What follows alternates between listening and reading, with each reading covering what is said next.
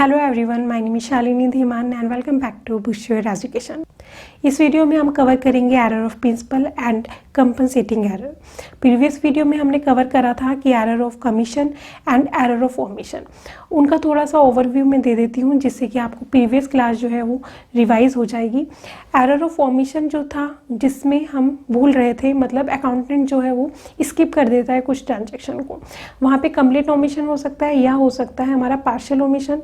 Complete omission होने पर हमारा ट्रायल बैलेंस पे इम्पैक्ट नहीं पड़ेगा क्योंकि वहाँ पे डेबिट एंड क्रेडिट साइड का बैलेंस जो होगा वो इक्वल आएगा।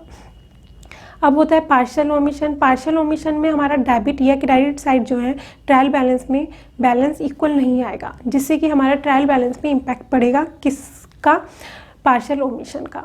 अब होता है हमारा error of commission. Error of commission मतलब जिसमें रॉन्गली अमाउंट जो है वो शो करी है, वहाँ पे हमारे डेबिट और क्रेडिट साइड में दोनों में ही रॉन्ग अमाउंट शो करी है, बट दोनों ही अमाउंट जो है वो सेम है, भले ही रॉन्ग है, जिसके वजह से हमारा उसका भी इम्पैक्ट जो है वो ट्रायल बैलेंस पे नहीं पड़ेगा और बैलेंस जो है वो इक्वल होगा, बट वहाँ पे भी क्या होगा, एरर होगी। अब समझते हैं एरर ऑफ प्रिंसिपल क्या है।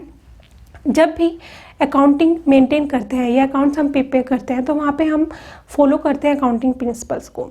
कुछ रूल्स एंड रेगुलेशंस हैं अकाउंट्स में भी, उनको हम कहते हैं अकाउंटिंग प्रिंसिपल। उन प्रिंसिपल्स को फॉलो करके ही हम अकाउंटिंग के अकाउंट्स हम मेंटेन करते हैं।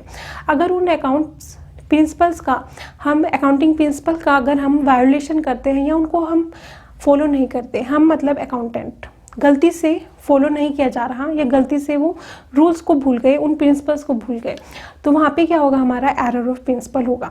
इससे भी हमारा ट्रायल बैलेंस पे कोई इम्पैक्ट नहीं पड़ेगा, बैलेंस जो है वो इक्वल आएगा, बट स्टिल वहाँ पे क्या होगा, एरर ऑफ प्रिंसिपल होगा, मतलब एरर होगा।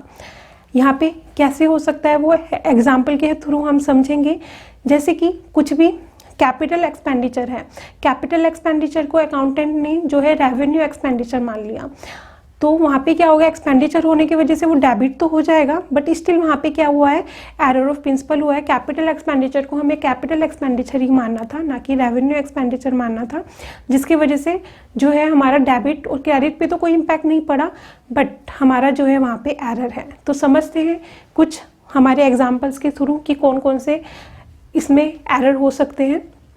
फर्स्ट है when a capital expenditure is treated as revenue expenditure. Capital expenditure को हमने ट्रीट करा है रेवेन्यू एक्सपेंडिचर, तो वो कैसे, एग्जाम्पल है फर्नीचर परचेज। फर्नीचर परचेज जब करा है तो फर्नीचर जो है उसको डेबिट होना था, बट हुआ क्या है, are debited to the purchase account. Purchase account जो है वो रेवेन्यू एक्सपेंडिचर है, रेवेन्यू नेचर का है, instead of debiting furniture account. Furniture account को डेबिट होना था, बट हमने किसको करा, परचेज अकाउंट को करा, मतलब फर्नीचर जो है वो कैपिटल एक्सपेंडिचर है, हमने उसको ट्रीट क्या करा, रेवेन्यू एक्सपेंडिचर। तो यहाँ पे डेबिट पे तो कोई इम्पैक्ट नहीं पड़ा, बट यहाँ पे रूल्स जो हैं वो हमारे अकाउंट जो हैं वो इफेक्ट हो गए। अकाउंट फर्नीचर अकाउंट होना था, बट हमारा हुआ है परचेज अकाउंट, तो अकाउंट तो इफेक्ट हो गए, भले डेबिट एंड क्रेडिट नहीं हुआ, उस पर इम्पैक्ट नहीं पड़ा, जिसकी वजह से हमारे ट्रायल बैलेंस का बैलेंस भी इक्वल आएगा। नेक्स्ट है when a revenue expenditure is treated as capital expenditure. Revenue expenditure को हमने ट्रीट कर लिया कैपिटल एक्सपेंडिचर की तरह। The amount spend on repairs of machine is debited to machine account and not to the repair account. Amount spend की गई है repair, machine की रिपेयर करने के लिए, तो यहाँ पे हमें डेबिट किसको करना था, रिपेयर को करना था, बट हमने डेबिट किसको कर दिया, मशीन को कर दिया। मशीन जो है वो कैपिटल एक्सपेंडिचर है, कैपिटल नेचर का है, और रेवेन्यू नेचर का क्या है, रिपेयर, जो कि रिकरिंग नेचर का है। रिकरिंग मतलब जो कि हम डे टू डे करते रहते हैं या हमारे ईयरली होते ही रहते हैं, तो ये रेवेन्यू नेचर होना था, मतलब हमें रेवेन्यू एक्सपेंडिचर को हमने ट्रीट कर दिया कैपिटल एक्सपेंडिचर की तरह। हमने मशीनरी को डेबिट कर दिया, मशीन को डेबिट कर दिया, होना था रिपेयर अकाउंट डेबिट। तो हमारे अकाउंट तो इफेक्ट होंगे, अकाउंट तो इफेक्ट हुए हैं क्योंकि हमने उस प्रिंसिपल्स को फॉलो नहीं करा, बट हमारा डेबिट और क्रेडिट जो है वो एक्सपेंडिचर होने की वजह से हमारा डेबिट और क्रेडिट साइड पे कोई इम्पैक्ट नहीं पड़ा, जिसकी वजह से हमारा ट्रायल बैलेंस पे भी कोई इम्पैक्ट नहीं पड़ा, और ट्रायल बैलेंस का बैलेंस जो होगा वो इक्वल आएगा। नेक्स्ट है कंपनसेटिंग एरर। कंपनसेटिंग एरर को एक एग्जांपल के थ्रू समझते हैं। मान लीजिए कि कोई अकाउंटेंट के थ्रू एक एरर हुआ है जिसके वजह से डेबिट साइड में जो है, किसी अकाउंट में डेबिट साइड में जो है वो 100 रुपीज़ से इंक्रीज़ हो गया। अब और भी कोई एरर हो गया अकाउंटेंट के थ्रू जिससे कि किसी और अकाउंट में जो है डेबिट हो गया है 100 रुपीज़ से कम, उसने डेबिट कर दिया है। मतलब एक एरर में तो डेबिट हो रहा है, इंक्रीज़ हो रहा है 100 रुपीज़ से, एक में क्या हो रहा है 100 रुपीज़ से डिक्रीज़ हो रहा है। तो वहाँ पे क्या हुआ, ये ऑटोमेटिकली क्या हो गए हैं, कैंसिल आउट हो गए हैं। मतलब ऑटोमेटिकली इन्होंने एक दूसरे को कंपनसेट कर दिया है, कैंसिल कर दिया है, जिसके वजह से हमारा डेबिट का जो बैलेंस है वो इक्वल होगा क्रेडिट बैलेंस के। मतलब जितना ही हमारे डेबिट में कुछ इंक्रीज या डिक्रीज हो रहा था वो उसको कंपनसेट कर दिया है दूसरे एरर ने। इसको हम कहेंगे कंपनसेटिंग एरर। ये ऑटोमेटिकली जो है वो क्रॉस हो जाते हैं, कैंसिल आउट हो जाते हैं आपस में, जिसके वजह से हमारा जो है इसका इम्पैक्ट ट्रायल बैलेंस पे नहीं पड़ता। ट्रायल बैलेंस में इसका इम्पैक्ट नहीं पड़ता और ट्रायल बैलेंस का बैलेंस जो होता है वो इक्वल आता है debit side and credit side. इसको और अच्छी तरह हम समझ लेते हैं। जैसे कि यहाँ पे लिखा हुआ है कि errors are those which cancels themselves out. Error, कुछ एरर हो जाना जो खुद ही ऑटोमेटिकली जो है वो कैंसिल आउट हो जाते हैं automatically. In other words, when 2 or more errors are committed in such a way that the net effect of these errors on the debit and credit of account is nil.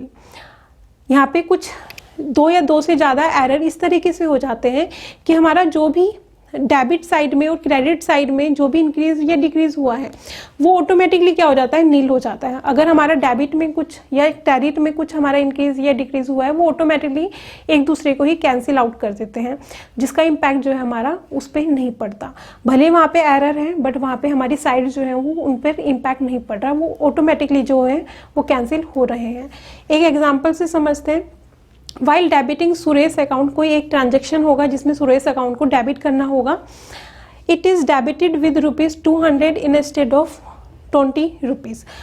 200 से debit कर दिया but होना था किससे, 20 rupees से।